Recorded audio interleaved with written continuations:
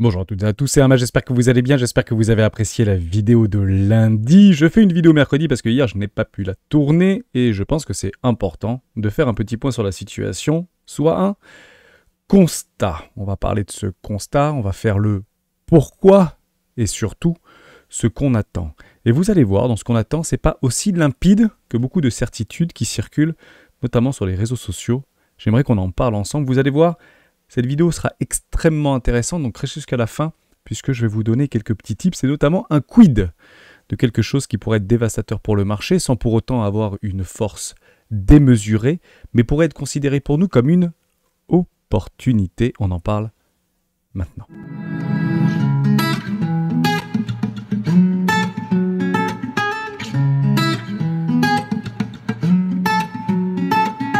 Avant de commencer, je vous invite toujours à rejoindre Squad des Rois du Marché. Vous trouverez le lien dans la description. À l'intérieur, une documentation qui s'appelle la stratégie des 4 rois. N'hésitez pas à l'utiliser, vous en imprégner, vous en inspirer. Pour vous aussi trouver votre propre style d'investissement, que ce soit sur le court, moyen, long terme, voire très long terme. Je l'utilise depuis plusieurs années, notamment sur les cryptoactifs et m'offre d'excellents résultats sur mes investissements. Pour aller plus loin, vous avez l'académie qui est ouverte et elle évolue. Je l'ai teasé il y a quelques jours, notamment sur Annonce. Je vous inviterai à découvrir ces grands changements puisque je ne serai plus seul à administrer cette académie, mais on sera beaucoup plus sur des membres que vous connaissez déjà, des membres bienfaiteurs qui passera au stade d'érudits, qu'on peut appeler également des professeurs. Je vous inviterai à découvrir ces grands changements. On va parler Bitcoin très rapidement. On avait eu cette résolution d'un triangle avec le titre de la vidéo précédente, premier objectif atteint aux alentours des 64 000 $. Donc il y a plusieurs façons d'aller chercher ces objectifs ou ces objectifs court terme par rapport à un trade qu'on aurait pu prendre avec un TP partiel et stop à break-even. Logiquement, vous êtes sorti de ce trade, mais probablement gagnant si vous l'avez suivi.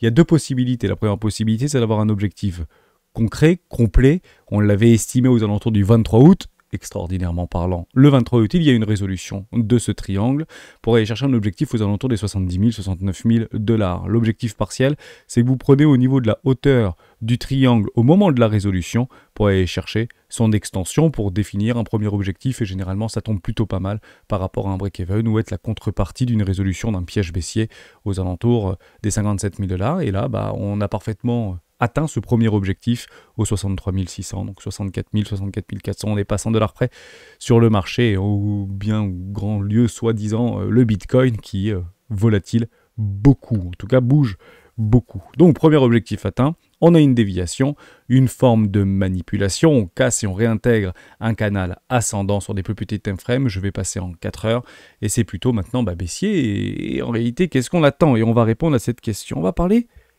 des boules. Dans un premier temps, l'objectif hebdomadaire, il est extrêmement simple. Je vais tout enlever, on va voir beaucoup mieux.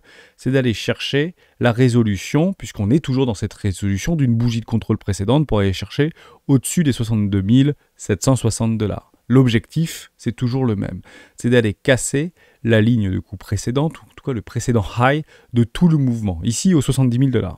Ça, c'est l'objectif des boules. Donc tous ceux qui se positionnent dans ce range, leur objectif de profit se trouve au-dessus ou au niveau des 70 000 $. Maintenant, si on passe sur des tout plus petits objectifs par rapport à des retours de trendline baissière, par rapport à des bloqueurs que nous avions, ça on peut le voir du côté d'Ichimoku Kinkoyo notamment. Et on va le regarder tout de suite ensemble. Vous aviez effectivement ici ce blocage par rapport à SSA. Et si on reprend par rapport à des plus grandes time frames sur de l'hebdomadaire, on avait ce canal de tendance ici qui faisait également office de résistance. Et cette résistance, c'est pas forcément des plays pour pouvoir vendre à découvert. Même si sur des résolutions, sur des plus petits time frames, le play était complètement possible, puisqu'on savait qu'il y avait des résistances ici. Mais c'est également des prises de profit d'acheteurs ici en levier d'achat. Et c'est ici que les premiers TP ont été pris, et pour la plupart ont été probablement suffisants, puisque le marché s'est retourné, en tout cas, s'est dégradé. Donc l'objectif des boules, il est extrêmement simple, c'est d'aller casser 70 000 $. Si je passe en time frame en mensuel, ici, c'est juste formidable d'observer, c'est de faire un nouveau high, tout simplement. Dès lors, si vous prenez ce niveau clé au niveau des 74 000 $, et qu'on vient chercher une forme de résolution sur des grosses time frames, notamment mensuelles, on ne veut surtout pas clôturer en dessous des 56 000 $. Elle est là notre niveau d'alerte, pour savoir dans quelle configuration technique multi-time frame on se trouve actuellement. Dès lors, Si je suis bull et si je reste bull, c'est parce que je n'ai pas de confirmation technique qui me laisse à penser qu'on va aller faire de nouveaux plus bas sur de nouveaux plus bas. Mais ça ne veut pas dire qu'on ne veut pas le jouer et qu'on ne peut pas le jouer. Pourquoi? Parce que si en fait on met ici notre ratio au niveau d'une ligne de coup, hypothétique évidemment, pour aller chercher un nouveau high, l'objectif des bears à ce moment-là, ce serait d'aller chercher aux alentours des 40 000 $ sur un ratio de 1 pour 1. Voilà, 39 000, 40 000 $ à peu près, c'est notre constellation de moyenne mobile, notre trendline baissière, là où je vous ai dit personnellement que j'allais me positionner. Maintenant, est-ce qu'il faut pour autant attendre d'avoir cette cassure au niveau de cette ligne de coup pour pouvoir tantôt le jouer? Eh bien non, parce qu'on va toujours essayer de maximiser notre risque-récompense. Dès lors, là où vous voyez du vert, les bears se positionnent. Là où vous voyez du rouge, les boules multi-time frame se positionneront. Et moi, je me positionnerai sur ces extrémités, parce que j'aime aller chercher ces extrémités. Dès lors, je serai même prêt à shorter jusqu'aux 74 000, voire 75 000 $ et au-delà. Évidemment, sans pour autant avoir des confirmations en amont de mes confirmations. Si j'ai des confirmations haussières et que j'arrive à casser les trendlines, j'oublie le play et on partira aux 90 000 $ comme il a été prévu et notamment annoncé avant la fin de l'année. 90 000 $ pour les rois du Bitcoin avant la fin de l'année, ça a été l'objectif et le play que j'ai sélectionné. Et je tenterai de le jouer donc dans ces extrêmes. À ce moment-là, vous comprenez bien que si je suis bull et que je souhaite me réinvestir, swing ce marché, j'irai plutôt me positionner dans le rouge.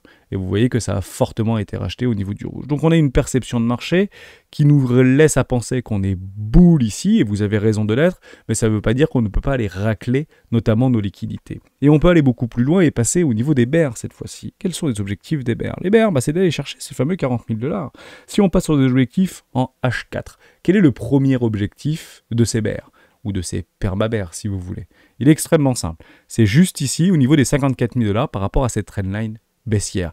Donc la cassure d'une trendline haussière. Et si vous regardez ici ce schéma par rapport à ce triangle de contraction qui a eu une première résolution, vous avez des choses qui sont extrêmement intéressantes. Puisque je vais prendre en fait de part en part par rapport à cette trend que je vais en fait augmenter ici par rapport à ce point d'appui ici qui me donne en fait un point d'appui assez sympathique par rapport à ce qu'on a vu comme résistance préalablement. Mais dès lors, si je viens à résoudre ici cette trendline haussière, j'irai tout simplement me donner une extension pour aller me donner un objectif de prix aux alentours des 50 000 $. Voilà la résolution de ce canal ascendant par rapport au bear.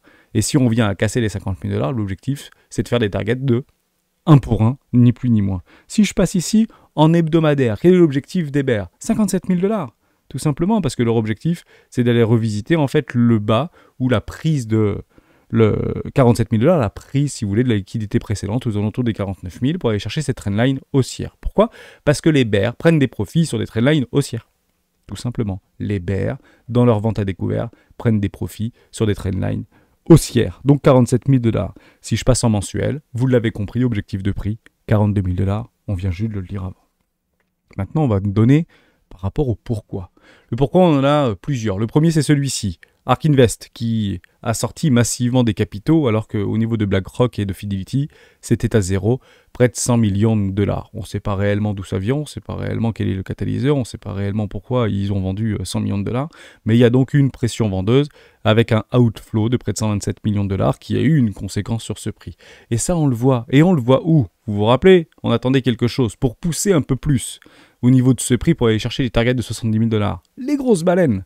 Mais les grosses baleines, ont décidé d'aller au contraire du mouvement, sur des petites time frames. On l'avait ici sur une forme de latéralisation vis-à-vis de ces grosses baleines, et ils ont décidé d'aller chercher plutôt de la liquidité qui se trouvait au sud. Mais est-ce qu'ils ont un plan? Est-ce qu'ils vendent très massivement? Donc on parle ici des personnes riches, entre 1 et 10 millions de $, pour aller chercher quoi? Où? Pour aller chercher qui actuellement est un petit peu trop positionné sur ce marché. C'est extrêmement simple d'aller le regarder puisque vous pouvez le visualiser du côté de l'order flow. Et on aime bien y aller chez les rois au niveau de cet order flow. Donc je vais regarder moi par rapport aux open interest. Je vais vous donner toute la légende, si vous voulez, toutes les thématiques par rapport à ces top traders qui avaient d'ailleurs commencé un petit peu à acheter et finalement se sont fait immédiatement repoussé. On parle ici d'une liquidation à l'espace de 3 heures de près de 2 milliards de $. Vous avez quelques actualités de ce côté-là. Mais moi, ce qui m'intéresse, c'est ni le prix, ni l'order, ni les flows, ni les flux, ni les fonds de digue, mais les open interest. Et ici, les open interest, je ne vais pas les mettre en dollars, mais je vais les mettre en bitcoin. Donc, on observe actuellement qu'il y a 192 000 bitcoins leveragés sur les différents échangeurs. Alors, est-ce que c'est vrai? Est-ce que c'est pas vrai? C'est pas très important. Mais ce qui nous intéresse, c'est plutôt la dynamique. La dynamique. Et on va regarder la dynamique pour chaque échangeur. Donc on va faire ce travail-là, tout simplement. Et on va regarder qui coince quelque part. Qui en fait n'est plus dans une forme de range, alors que nous sommes bien dans un range actuellement sur des multi-time frames. On est bien dans un range, vous voyez que c'est horizontal. Qui est en train plutôt d'essayer de jouer un directionnel. Eh ben on y va ensemble. Est-ce que c'est Binance? Non, regardez Binance. Ça range ici. On est bien d'accord qu'on est en train de ranger, borne basse, potentiellement borne haute. On est même sur une forme de dégradation, c'est pas Binance. Est-ce que c'est BitMEX peut-être? Est-ce que BitMEX est en train ou pas de jouer une forme de directionnel? Non. Hein, on voit qu'il y a eu d'ailleurs des petits mouvements au niveau... donc je ne sais même pas si on peut le prendre en considération, mais partons du principe qu'on va le prendre en considération sur BitMEX. Et ben en fait, vous voyez une forme de latéralisation. Il n'y a pas un mouvement directionnel clair ici. Et on continue. Avec Bybit qui est réputé comme un échangeur de retail. Donc, vous voyez par rapport à l'action de prix d'ailleurs, hein, dès que vous l'avez ici, c'est assez drôle en fait de l'observer. Voilà, je vais le prendre ici. Bah, dès que ça monte ici, ça baisse, grosse chute, donc on remet à levier, on se remet à levier. Ici, on va chercher la liquidité, grosse chute, grosse perte au niveau des open interest, et on se remet à levier. Bon, ça range au sein d'un range, rien de plus normal, j'ai presque envie de vous dire. Continue avec quelqu'un d'autre, peut-être QB. Ah, là, il y a un truc intéressant. Yobi, ça commence à être compliqué. On est parti depuis le début d'une forme de range à une explosion monumentale en termes d'open interest en nombre de bitcoins leveragés. On est passé de 1000 bitcoins à près de 21 000 bitcoins. En l'espace de 2 mois. Quelqu'un sait quelque chose que peut-être je ne sais pas. On va vérifier si ça fait partie, ou que eux, entre guillemets, qui sont plutôt dans une forme d'unidirection. Kraken, bouge pas, c'est range. OKEx, complètement range. Et ici, si on prend DYDX, bon, ça range, voire une forme de dégradation. Rien à voir. On va prendre Yobi. Et dès lors, j'ai fait un petit travail sur Yobi, puisque ça me paraît assez bizarre de leverager plus d'1 milliard de dollars au niveau de leur échangeur. Je rappelle que Yobi est un échangeur qui appartient, alors qu'il ne s'appelle plus Yobi d'ailleurs, qui s'appelle HTX maintenant, qui appartient à Justin Sun. Vous le connaissez bien, puisqu'il y a en fait des relais par rapport à une forme de pression plutôt positive, haussière, sachant que Tron, cette semaine, est passé dans le top 10 des crypto-monnaies les plus capitalisées.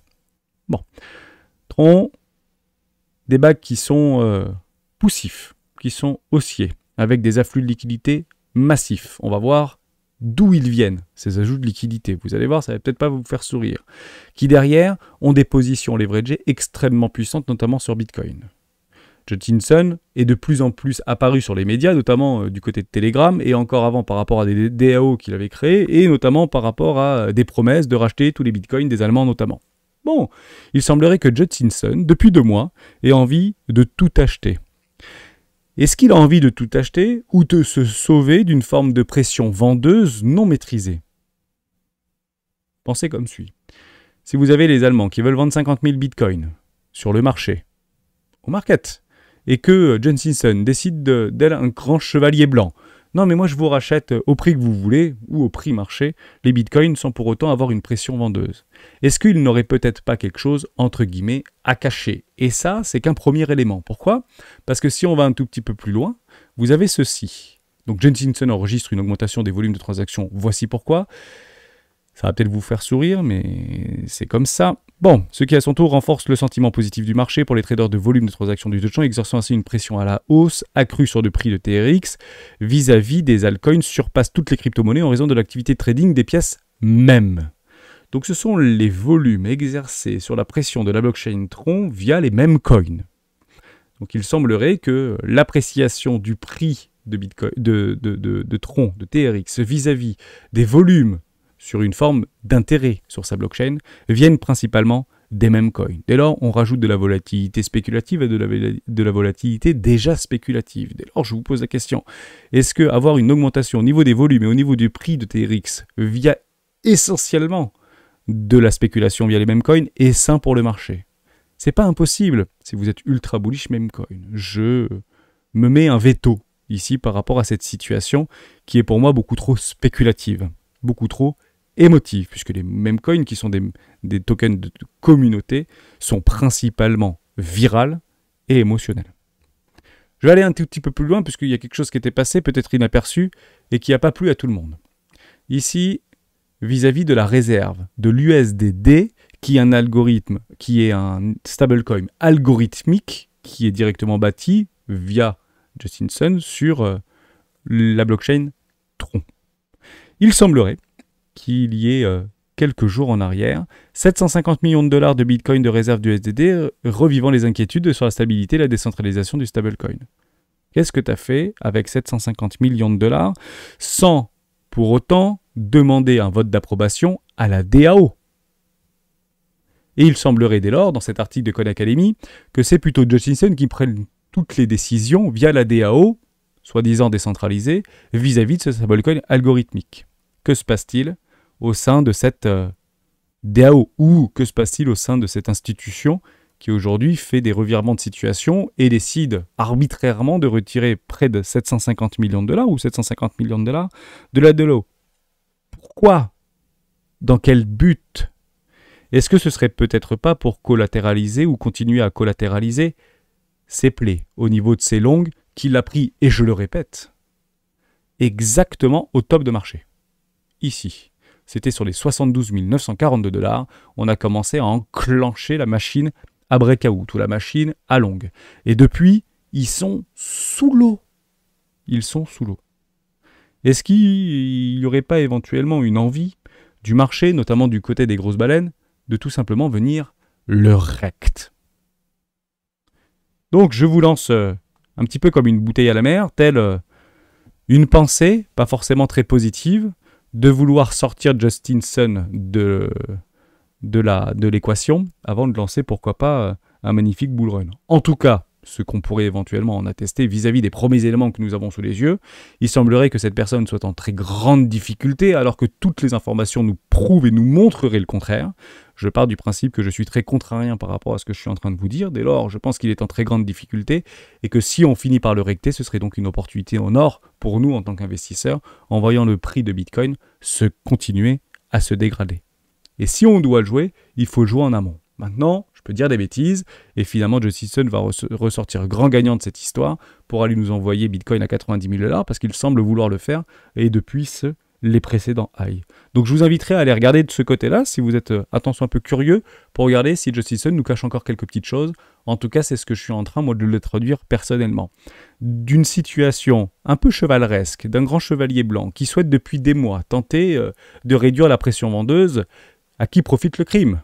Encore une fois, peut-être qu'il est dans une très grande difficulté, a du mal à collatéraliser ses plaies, et si on venait à le recter, Justin Sun, bye bye, Tron sortira plus vite qu'il n'est rentré dans le top 10 des crypto-monnaies, et ce sera un drame pour l'ensemble de l'écosystème crypto, et on aura donc le pourquoi. À la seule différence, c'est qu'aujourd'hui, je me sens légitime à vous dire, en avance, un potentiel pourquoi d'une dégradation violente pour se retrouver aux alentours des 42 000 $ pour Bitcoin et 1 500 $ pour Ethereum. Dès lors, sur ce play, personnellement, à court, moyen terme, je ne le jouerai personnellement pas. Avant que je vois en fait des confirmations ou des contradictions. Ces confirmations contradictoires, ce serait quoi? Ce serait tout simplement de voir ceci faire ceci. Et donc le prix de Bitcoin faire cela. À ce moment-là, je dis, bravo Justin, t'as gagné ton pari. T'as joué un pari audacieux et tu l'as gagné. Et ici, vous aurez donc en fait ce billet peut-être, ou ce scénario un peu pessimiste, apocalyptique, pourquoi pas, sur la planète crypto, encore une, comme on l'a eu tant de fois, pour dire qu'ok, c'était justement un vent de passage. Mais tant que je ne vois pas ça, il est extrêmement difficile pour moi de rester aussi à court terme sur ce marché. Je vous le dis en toute franchise. C'est pas réellement normal ce qui est en train de se passer, sauf si cette personne-là sait quelque chose que personnellement je ne sais pas. Dès lors, je ne le vois pas, et je ne le vois pas notamment du côté des ETF, puisqu'on voit des inflows assez massifs, et du côté d'Ethereum, toujours des outflows massifs, et des outflows toujours persistants du côté d'Ethereum. Voilà. J'espère que je vous ai aidé en vous disant tout ça. J'ai essayé d'aller chercher un tout petit peu plus loin dans le pourquoi de cette forte liquidation ou de cette forte dégradation vis-à-vis de Bitcoin, même si on est toujours dans un range et ça reste très spéculatif et il ne faut pas en avoir peur, bien évidemment, en attendant des formes de résolution. J'ai demandé à ChatGPT. Bon, ChatGPT ne m'a pas trop aidé. Voilà, pourquoi Bitcoin a chuté fortement le 27 août. Donc, je vais vous le résumer assez rapidement. Hausse des taux d'intérêt au Japon. Est-ce qu'ils vont poursuivre la hausse d'intérêt Il semblerait que non, vu ce que ça a fait de 0,25 points. Volatilité des marchés américains, parallèlement aux États-Unis, les perspectives d'une réduction des taux en raison des données économiques décevantes via les incertitudes ont potentiellement eu un impact sur les marchés crypto. Je ne pense pas trop non plus. Et les facteurs géopolitiques, notamment réglementaires, sur la situation de Bitcoin par rapport à la SEC et aux attaques perpétuelles de la SEC. Bon, rien de nouveau, pour être tout à fait franc. J'avais déjà fait cette demande encore hier soir, je vous la spoil parce que je ne l'ai pas récupérée, je ne l'ai pas gardée. Il semblerait que SpaceX aurait vendu toute une partie de ses bitcoins. Donc SpaceX, Tesla aurait vendu toute une partie ou partiellement ou la totalité de ses bitcoins. Honnêtement, je l'ai regardé encore ce matin sur Google, sur Twitter, etc. Je n'ai trouvé aucune information qui nous laissait penser que Elon Musk, via Tesla ou SpaceX, avait vendu toute une partie de ses bitcoins. Mais honnêtement, si on le voit dans la journée ou avant la fin de la semaine, ce serait plutôt beau vis-à-vis de ChatGPT qui m'aurait donné cette information. Donc ça ne viendrait pas de moi, ça viendrait de ChatGPT, avant tout le monde finalement. Et à ce moment-là, on pourrait se poser des questions sur ces intelligences artificielles dites génératives. Est-ce qu'il faut s'inquiéter aujourd'hui? Non, pas forcément, puisqu'il y a des grandes nouvelles économiques qui vont passer dans les 48 prochaines heures. Le PCE Core. Je rappelle que le PCE Core, c'est une information qui est la plus regardée, notamment par les banquiers centraux, vis-à-vis de la Fed, Réserve fédérale américaine. Vous aurez aussi le nombre de nouveaux demandeurs d'emploi, et vous aurez également demain le PIB trimestriel. Me parlez pas de récession, les estimations sont à 2,8 actuellement. Donc, alors, ce sera peut-être un tout petit peu en décalage par rapport à ce qu'on peut observer vis-à-vis du DTE, puisqu'il semblerait que c'était 2,1 du côté d'Atlanta. Donc, est-ce que ce sera en deçà, est-ce que ce sera en dessus? Et je vais répondre à une question, j'en ai pas d'idée pour être tout à fait honnête avec vous, mais je vais répondre à une interrogation que beaucoup se posent. Est-ce que, aujourd'hui, les insiders savent ce qu'ils vont faire? C'est une super question à se poser. Est-ce qu'ils savent ce qu'ils vont faire? Est-ce qu'on va partir à la hausse? Est-ce qu'on va partir à la baisse? Est-ce qu'ils savent d'ores et déjà ce qu'ils vont faire? Eh bien oui, ils le savent, mais pas tel qu'on le pense. On a souvent l'impression de se dire les gros portefeuilles, les grosses mains, les mains fortes, en fonction ou quel que soit le résultat, ça va soit aller à la hausse, soit aller à la baisse. En réalité, c'est en fonction du résultat. En fonction des résultats, la décision est déjà prise. Donc si c'est en deçà des attentes, ce sera peut-être haussier ou baissier, parce qu'ils ont déjà pris la décision, mais pas en amont du résultat, en fonction du résultat. Et donc c'est binaire. À vous de jouer. Dès lors, je ne pense pas qu'il y ait une forte résolution dans les 48 prochaines heures, en amont en fait de ces informations. Et tout ce qui ira en amont, ce sera très probablement considéré comme des faux signaux, hors catalyseur. On l'a vu juste avant, et peut-être que Justin Sun, c'est une question d'heure. J'en ai pas la moindre idée. Je vous en parle maintenant. Je l'ai vu passer sur plusieurs réseaux. Et comme je l'ai vu que très peu passer, je me suis dit que j'allais faire un petit travail et vous le partager si vous n'étiez tout simplement pas au courant.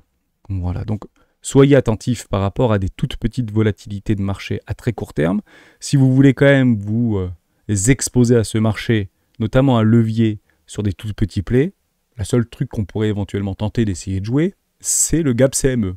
On a ouvert ici un gap CME à la baisse. Donc il est très probable qu'avant la divulgation de ces résultats économiques qui pourraient avoir un impact plus ou moins important sur les marchés, et notamment les marchés à risque, on vienne combler à 61 800, donc 62 000 $ vis-à-vis de Bitcoin dans les prochaines heures, peut-être dans la journée, mais encore une fois, ce sera très probablement un faux signal, parce que vous voyez quelque chose monter de 2%, que ça y est, c'est gagné, c'était juste une chasse à la liquidité, et on va partir. Loin de là. Il y a des choses qui se passent, on doit en être informé avant de prendre une décision pour le peu à rationaliser. Et les décisions sont prises généralement sur des grandes time frames si on veut avoir un réel directionnel. Actuellement, nous ne l'avons pas. Dès lors, je ne le jouerai pas et je serai plutôt en retrait vis-à-vis de ce marché. Je vous montre juste un petit truc parce qu'on l'a vu précédemment sur Bitcoin, mais il faut également le voir sur Ethereum. Ce serait dramatique de venir en fait clôturer sur Ethereum en dessous des 2800 $. Je vous le dis en toute franchise, parce qu'on aura structuré un M-top en mensuel. Il faudra donc en fait soit une structure en mensuel avant de voir une forme de résolution haussière pour pouvoir retourner cette dynamique pour aller chercher donc un lot qui est que provisoire actuellement et en aucun cas définitif, ou un nouvel ATH. Et ce nouvel ATH seront donc catalysés. Mais il semblerait qu'au vu de la tronche du marché, on ait plutôt envie de liquider encore un tout petit peu de boule plutôt que d'aller d'abord chercher les bears. Donc soyez attentifs par rapport à ça. J'espère que je vous ai aidé.